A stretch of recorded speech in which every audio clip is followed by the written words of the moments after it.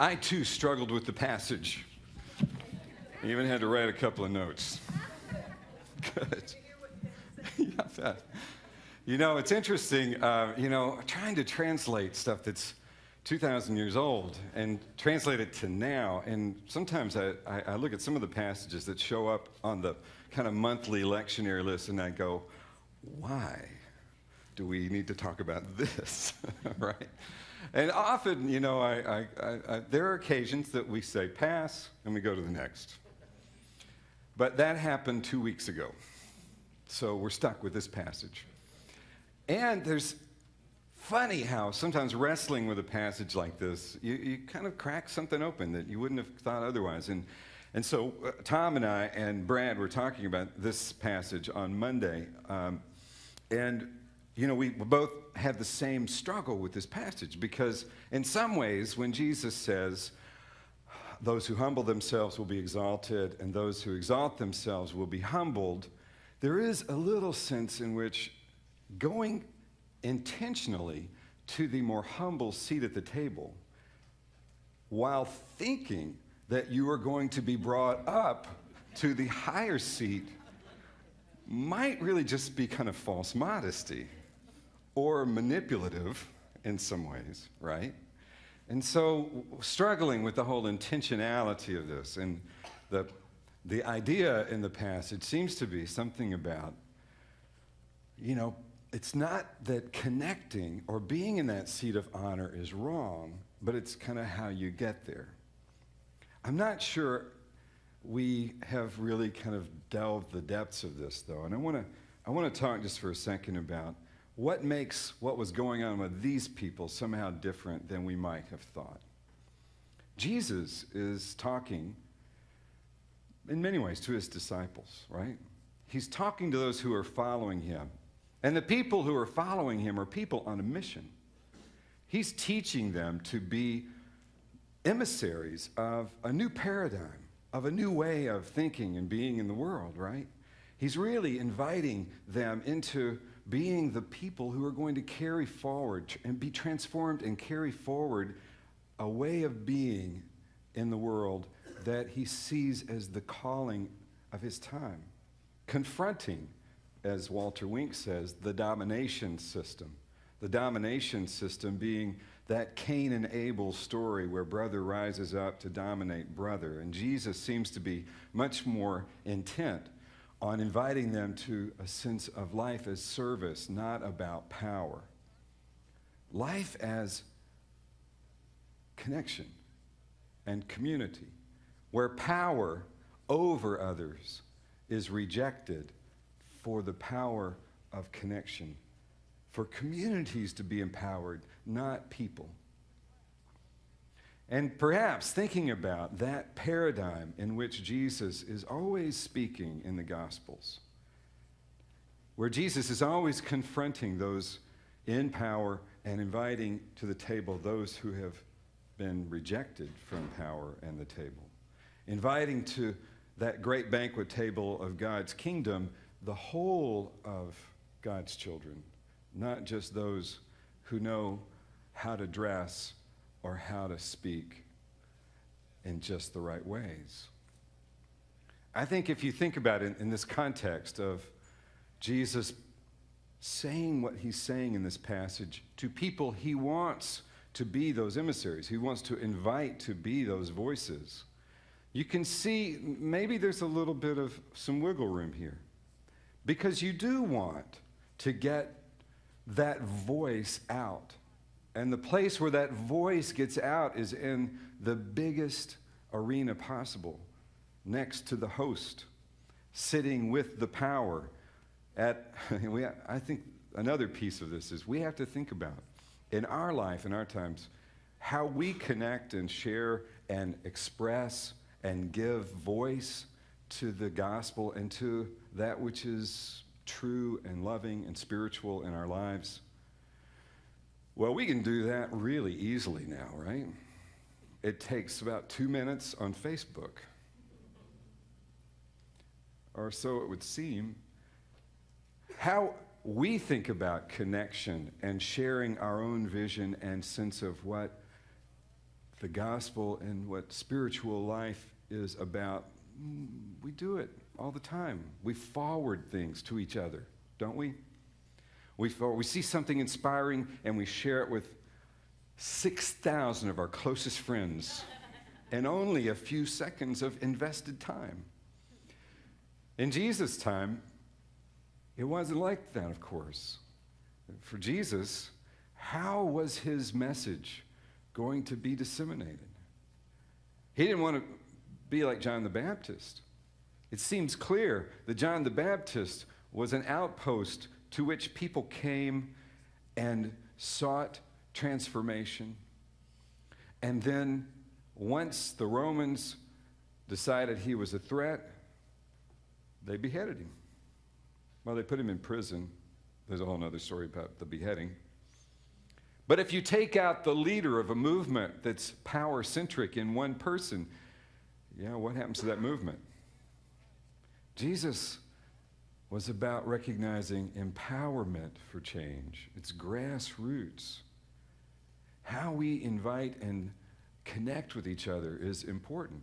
And the way he would, I would say, probably get the most chance of connecting with people, particularly people with means and power and a voice that would be heard in the culture, would be to be at a dinner with a religious leader. So it's not, and this is what's interesting, it's not that he's not wanting them to be in the seat of honor. He's not wanting them to get used to it. He's not wanting them to be somehow insulated by it. He seems to be wanting them to do what Jimmy Buffett said in a song before he got famous, when he was still a guy working, I think, in Hattiesburg, Mississippi as a reporter, or he was a journalist, before he became the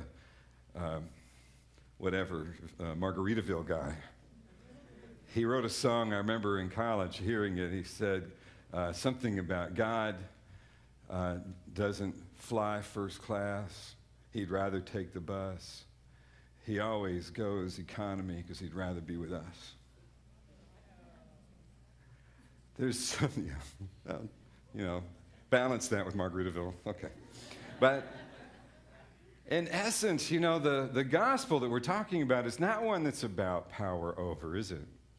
No, it's about how we honor and love and see that sense of God in everyone.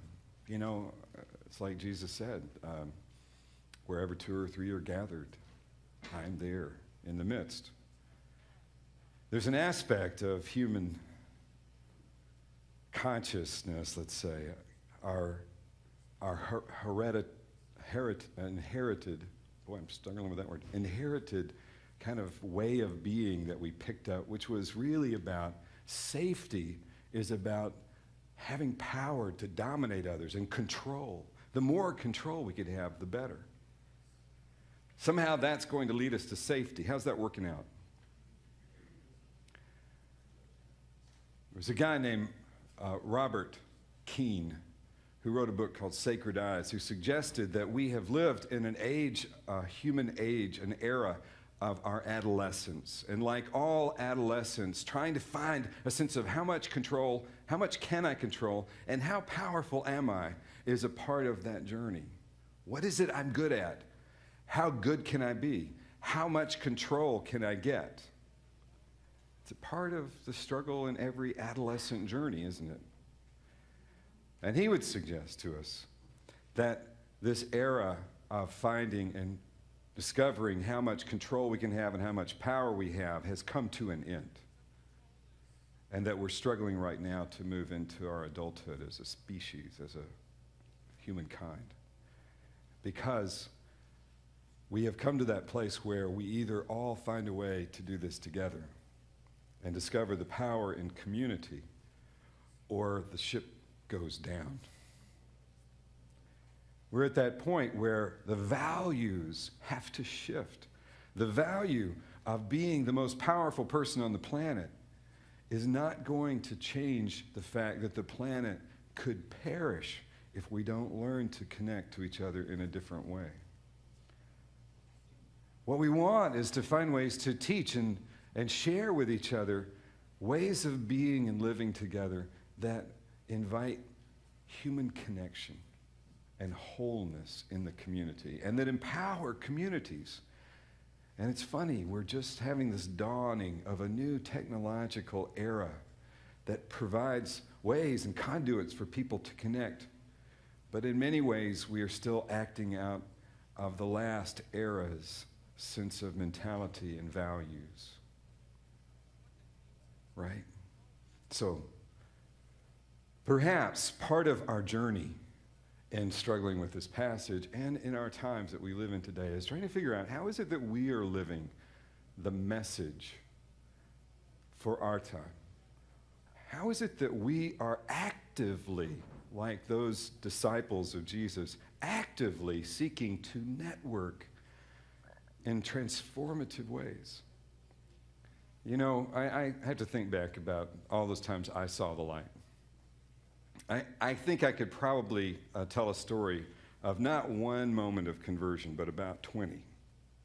And I don't know about you, but in almost every case where something in my life got transformed, where suddenly I felt myself being opened up to something that was making life much richer and much more full, it was almost always not because I read a book or saw something that called me into being different.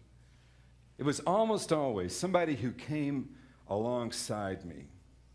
And the networking that was happening was something almost imperceivable. But the sharing of the energies that they had come to find, I began to resonate with. It wasn't something that I heard from some powerful preacher. It wasn't because suddenly I, inside myself, came up with the aha experience. It was almost always because human connection was there, and I began to resonate. So I just invite you today to think about, what is your mission? What's our mission together? And how are we going about living that mission in a way that people find their way alongside it? Where we, instead of standing in the place of honor, trying to transform the world, are connecting human to human, showing and living the message that we would preach.